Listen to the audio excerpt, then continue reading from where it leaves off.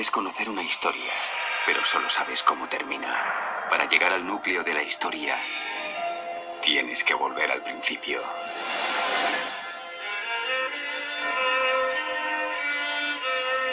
Con el paso de los años se levantó sobre Egipto un rey nuevo que no conocía a José, y pusieron sobre los israelitas jefes de trabajo forzados con el propósito de oprimirlos mientras llevaban sus cargas. Sin embargo, Dios les mandó un libertador llamado Moisés, un hebreo que fue criado por la hija de Faraón. A pesar de la posición que ostentaba y de todo lo que le ofrecía Egipto, Moisés se sentía ligado al pueblo de Dios. De hecho, en cierta ocasión Moisés salió de donde sus hermanos para mirar las cargas que llevaban y alcanzó a ver a cierto egipcio golpeando a cierto hebreo de sus hermanos. Entonces derribó al egipcio y lo escondió en la arena. Posteriormente Faraón llegó a oír de este asunto y trató de matar a Moisés, pero Moisés huyó de Faraón para morar en la tierra de Madián. Aunque el propósito de Dios era liberar a los hebreos mediante Moisés, no había llegado el momento oportuno, por lo que Moisés estuvo 40 años preparándose, cultivando humildad y paciencia. Hacia el fin de su estancia de 40 años en Madián, Moisés estaba pastoreando el rebaño cerca del monte Horeb, cuando vio una zarza que ardía sin consumirse y procedió a inspeccionarla. Cuando Jehová vio que él se desviaba para inspeccionarla, enseguida Dios lo llamó y le dijo: Moisés, Moisés, a lo cual él dijo: aquí estoy.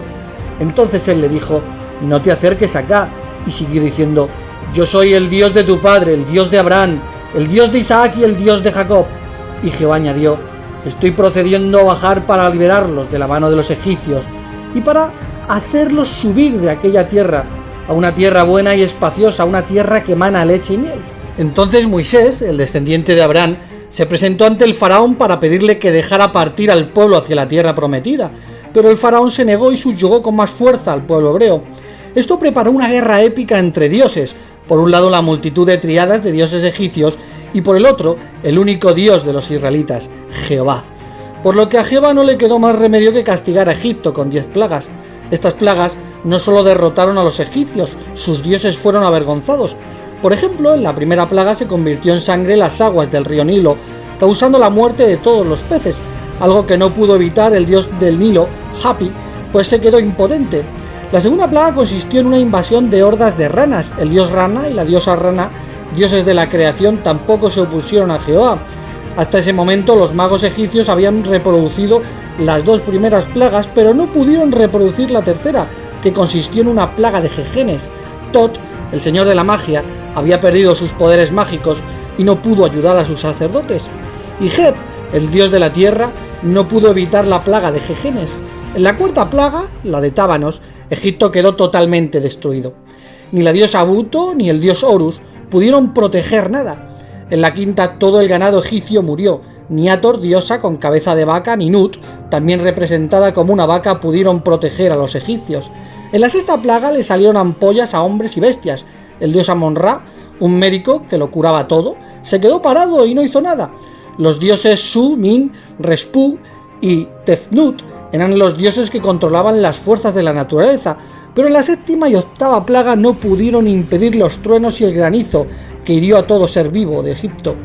En la novena creció una oscuridad en toda la tierra de Egipto por 3 días.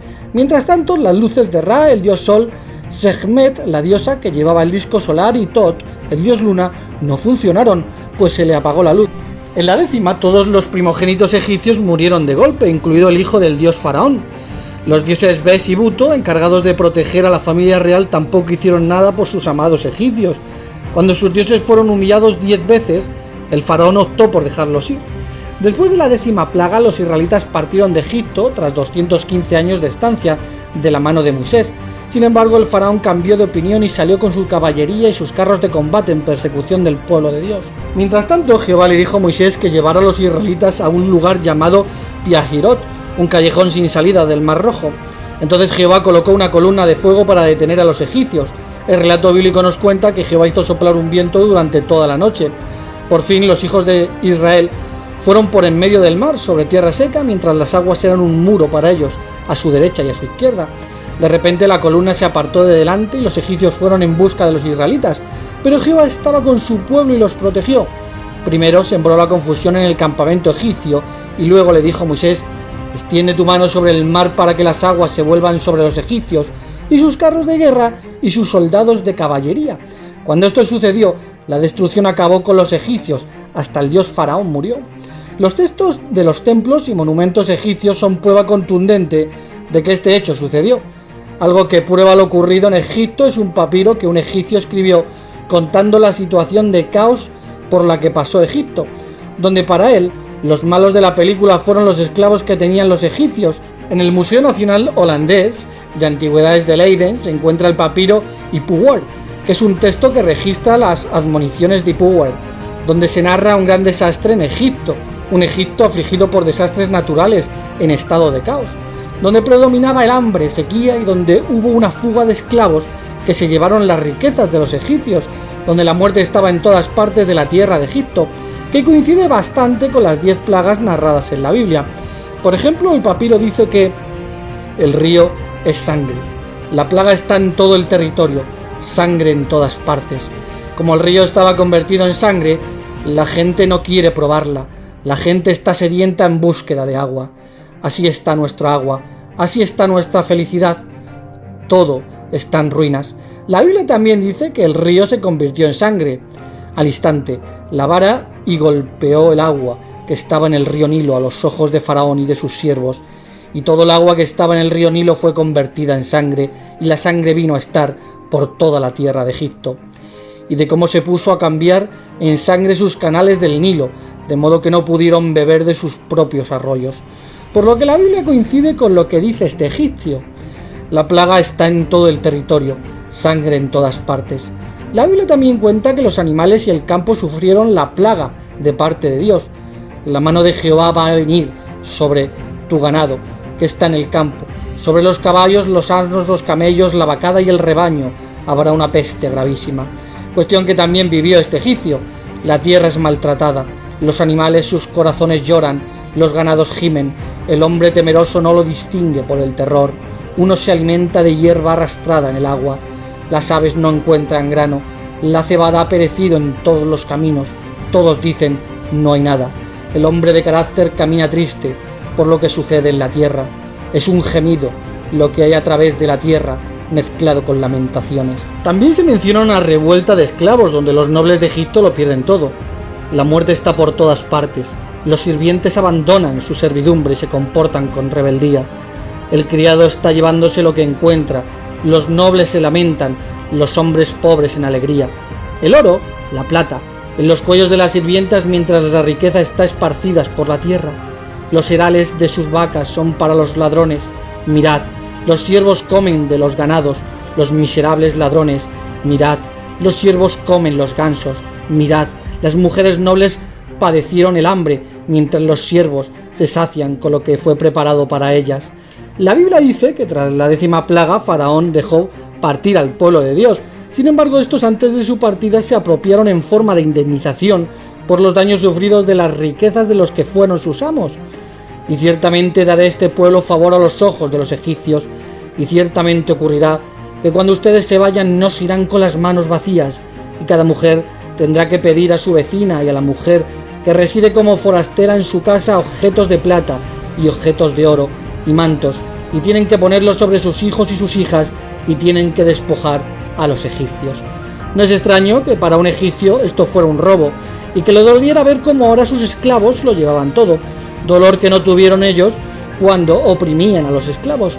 Esto provocó que Egipto quedase en estado de pobreza extrema, y como dice este egipcio, ahora los nobles pasaban hambre, y ya no eran las nobles egipcias las que llevaban collares de oro, pues ahora las esclavas se habían llevado todo. Por lo que este poema, escrito por un noble egipcio, muestra cómo Egipto sufrió un revés, donde Egipto sufrió plagas, donde los esclavos se lo llevaron todo y, como dijo el propio Ipuwer, hasta los dioses se quedaron llorando. Cuestión que coincide de manera asombrosa con lo que cuenta el relato bíblico, donde Dios humilló a sus dioses con 10 plagas. Ahora los esclavos tenían que abandonar el territorio egipcio, cuestión que de ningún modo hubiese ocurrido sin que Egipto hubiese sido sobrepasado por algún acontecimiento, pues los esclavos eran propiedad exclusiva del faraón, y estos no tenían derechos, y eran obligados a realizar duras tareas como la construcción de pirámides. En caso de huir serían perseguidos, pues en Egipto la huida de un esclavo era algo personal, por lo que la salida de un pueblo entero hubiese sido imposible. Sin embargo, se encontró un papiro que contaba cómo se acompañó a un pueblo hasta la frontera de Egipto para dejarlos salir, por orden directa del faraón. Y aunque este no menciona a los israelitas, es extraño que un pueblo abandonase tan fácilmente Egipto. El papiro en cuestión es el papiro de Anastasi VI, que es una carta escrita por un funcionario de puesto fronterizo, comunicando la salida desde la frontera del delta oriental de ciertas tribus llamadas beduinos. Otra comunicación para mi señor: hemos terminado de hacer pasar a las tribus Sasu desde Don, a través de las fortificaciones de Merneptah, para preservar su vida y la de sus animales gracias a la benevolencia del faraón, el buen sol de todo el país. La Biblia ahora cuenta que el faraón se arrepintió de dejarlos partir y los persiguió. Al salir de Egipto, los israelitas cruzaron el Mar Rojo por mediación de un milagro de Dios. Los egipcios que perseguían al pueblo de Israel murieron cuando Dios dejó caer el agua que había separado para que los israelitas pasasen. Este suceso a muchos les parece fantasioso. Sin embargo, un equipo internacional de científicos realizaron hallazgos arqueológicos considerados como uno de los más importantes en la historia de la humanidad. Consistió en una búsqueda en el Mar Rojo, ya que consideraban que la muerte de un gran ejército posiblemente dejó algún rastro, por lo que utilizaron cámaras robóticas submarinas y hallaron lo que parecía un gran campo de batalla, donde los restos del ejército de Faraón estaban incrustados en el fondo del mar. Según el arqueólogo, el ejército persiguió al pueblo hebreo. Se estima que unos 20.000 carros fueron destruidos ese día. Según algunas formaciones de coral que se han encontrado hasta el día de hoy, con la ayuda de la tecnología se han hallado las huellas de las ruedas con 4 puntos de apoyo, que son similares a los diseños que se encuentran en las tumbas egipcias de la época. También se encontraron en el fondo del mar numerosas piezas de carruajes incrustados por el coral. Desde entonces se han encontrado muchas más evidencias. Uno de los hallazgos incluyó una rueda de carruaje de 8 rayos, la que fue identificada por el director de antigüedades egipcias, cajas de carruajes, esqueletos humanos y de caballos, ruedas de 4, 6 y 8 rayos. Pero lo más asombroso es que en esta ruta se descubrió un puente natural bajo el agua. A lo largo del Golfo de Aqaba las profundidades alcanzaban un promedio de 1500 metros, por lo que hubiera resultado imposible que el pueblo hebreo hubiera subido y bajado. Por lo que este camino descendente, a una profundidad de solamente 100 metros, demuestra la guía divina que tuvo el pueblo de Israel para realizar el cruce exactamente por la trayectoria adecuada.